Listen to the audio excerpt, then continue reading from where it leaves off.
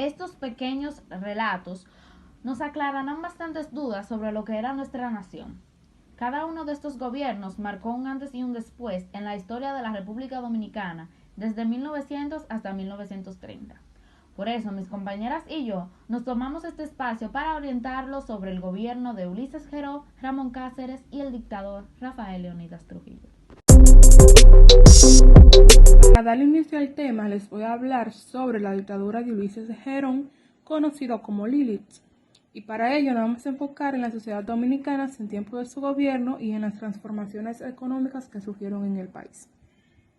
En la segunda mitad del siglo XIX se produjeron cambios importantes en las principales potencias capitalistas del mundo: Estados Unidos, Alemania, Francia y Japón.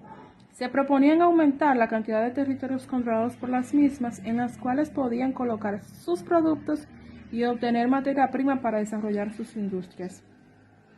La producción mundial se masificó dependiendo cada vez más de la tecnología industrial, donde los medios de transporte y las comunicaciones pasaron a jugar un papel determinante, posibilitando que el mercado mundial creciera en más de un 50% en 20 años. Como parte del proceso por controlar los mercados en los países capitalizados e industrializados, surgieron grandes corporaciones multinacionales como el Standard Oil y la General Electric, entre otras compañías. Los ferrocarriles y los barcos constituyeron un fenómeno movilizador de personas y mercancía. Además, fue un componente importante para el desarrollo de las industrias del acero y de la metalurgia en sentido general. En términos económicos, la República Dominicana antes del 1875 presentaba el siguiente cuadro: corte de madera para la exportación en la región sur y la línea noroeste, producción de tabaco en la región del Cibao. El principal centro de acopio comercial era la ciudad de Santiago y el puesto por donde se exportaba ese rubro era el de Puerto Plata, con destino a Alemania. Algunos trapiches que sobrevivían en las lomas de San José de Ocoa, San Cristóbal, Azua y Baní. La producción de azúcar estaba destinada al consumo interno. En la región este predominaba el hato ganadero y los conucos para la alimentación familiar. También les voy a hablar sobre la política económica. Un claro indicador de la política económica de Lilith fue el gasto público. Aumentó de 35.000 pesos en el 1886 a 90.000 en el 1893. Igualmente ocurrió con la deuda pública, que en el 1888 era de 4 millones y en el 1899 ascendía a 29.000 millones de pesos en oro. Para enfrentar el problema financiero, trató de vender la península de Samaná al gobierno de los Estados Unidos en 1891 y 1893. Pero las actividades de protesta de los exiliados dominicanos y el gobierno haitiano impidieron el hecho. Luego, en 1897 y 1898, volvió a intentarlo, pero fracasó porque el gobierno de Estados Unidos adquirió a Guantánamo a consecuencia de la derrota sufrida por España.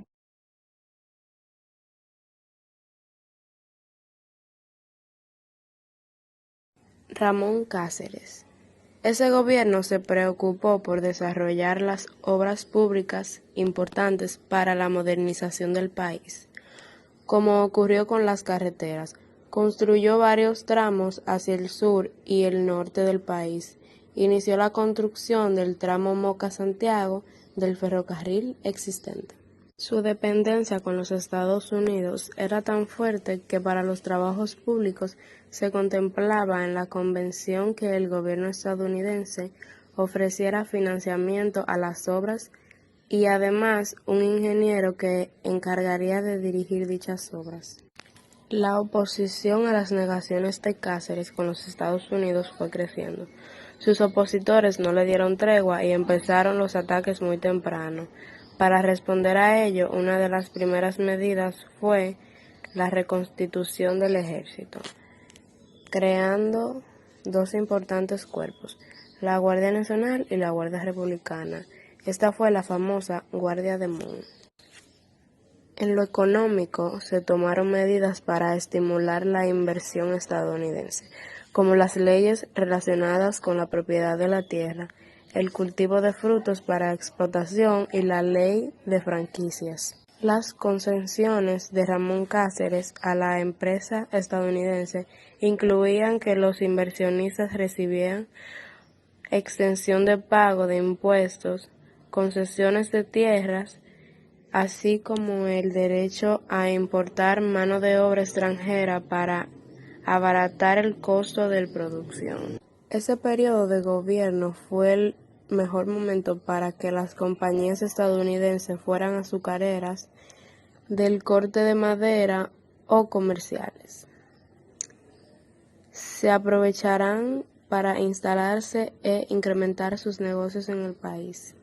Se puede decir que por primera vez en la historia dominicana, en los gobiernos central creó una organización moderna necesaria para hacerse sentir en todo el territorio nacional.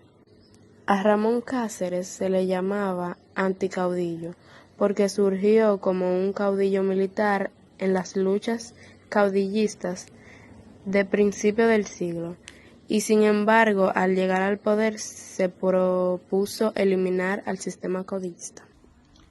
Antes de hablar sobre la dictadura de Trujillo, debemos conocer lo que fue el gobierno de Horacio Vázquez, pues de este es que sale el presidente Rafael Leónidas Trujillo.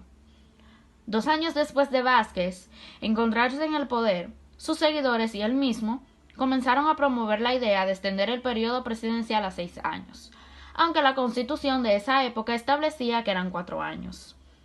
Inmediatamente los seguidores de Federico Velázquez, vicepresidente de la República, que apoyaron a Vázquez, iniciaron una campaña en contra de la prolongación.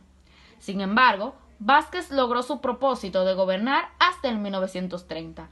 Frente a esa situación, el vicepresidente de la República renunció y el cargo fue ocupado por José Dolores Alfonseca. Hablemos de la figura de Trujillo. Rafael Leónidas Trujillo tuvo una destacada participación durante la intervención militar de los marines, destacándose como miembro de la Policía Nacional, cometiendo varios crímenes, principalmente en la región este del país. De esta manera, Trujillo logró ascender al cargo de jefe del Ejército Nacional.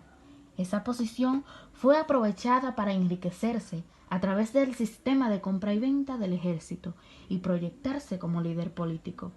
Su poder estuvo encubierto en la confianza que depositó Vázquez en la persona de este militar. El presidente de la República nunca creyó que Trujillo tuviera aspiraciones políticas a pesar de recibir informaciones al respecto. En la campaña electoral de 1930 se presentaron 2 candidatos: Federico Velázquez, quien fue apoyado por los integrantes del Partido Nacional de Horacio Vázquez; Trujillo, acompañado de Estrella Ureña, presidente y vicepresidente respectivamente. Los seguidores de Velázquez fueron perseguidos, apresados y enfrentados a tiros. La represión fue tal que se retiraron de las elecciones. De esta manera, Trujillo ganó las elecciones el 7 de mayo de 1930. Cuando Trujillo asumió el poder, la represión se extendió a todos sus opositores. Muchos fueron encarcelados, otros asesinados.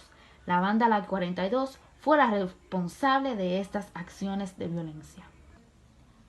Cuando Trujillo llegó al poder, el país estaba atravesando una situación económica difícil, producto de la caída de la Bolsa de Valores de Nueva York en el 1929. Las exportaciones dominicanas se redujeron entre 1928 y 1931 a un 50%. Esto fue debido a que el principal mercado de los productos dominicanos que se exportaban eran los Estados Unidos y las compras se redujeron sustancialmente. La crisis económica se reflejó en la quiebra de muchos comerciantes, paralización de las inversiones públicas y aumento del desempleo. Esta situación se agudizó con el ciclón de San Zenón, el cual destruyó la ciudad de Santo Domingo en el 1930. Pero Trujillo no solamente promovió el control del país en términos políticos y sociales, también la economía fue convertida en un monopolio de la familia Trujillo. Toda la producción agropecuaria del país era controlada por el dictador. Los productores que se negaban a cederle su ganado y los terrenos al jefe terminaban en la cárcel o asesinados. El cultivo del arroz aumentó a tal punto que el país pasó de importador a exportador del cereal.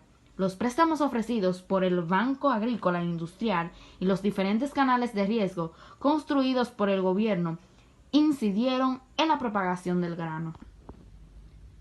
Un dato importante es que varias de las nuevas provincias erigidas por el tirano resaltaron su megalomanía al llevar su nombre o el de alguno de sus familiares, sin contar con los tramos carreteros, los parajes, villas y campos que también fueron bautizados con los nombres de algunos de los Trujillo. Así sucedió con Dajabón, que tenía el nombre de Libertador, con San Juan de la Maguana, que fue llamado Benefactor, con Baní, que se le puso Trujillo Valdés, con Nagua, que era Julia Molina, y con San Cristóbal, que llevaba el de Trujillo, por supuesto en honor a él.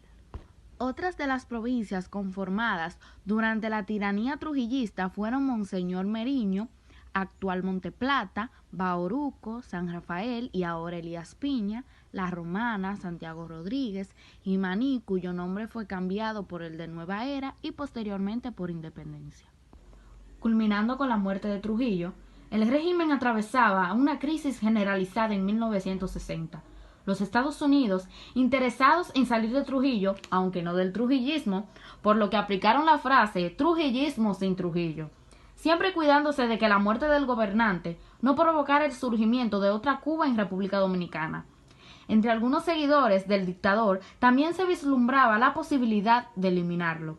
Finalmente, el grupo integrado por Antonio de la Maza, Juan Tomás Díaz, Luis Amiá Matió, Huáscar Tejada, Amado García Guerrero, Pedro Livio Cedeño, Antonio Inver Barrera y Roberto Pastoriza, entre otros, decidieron organizar una conspiración para eliminar a Trujillo. De esa manera, la noche del 30 de mayo de 1961 fue asesinado en el Malecón cuando viajaba a su hacienda Fundación de San Cristóbal. De esta manera terminó la dictadura de Trujillo.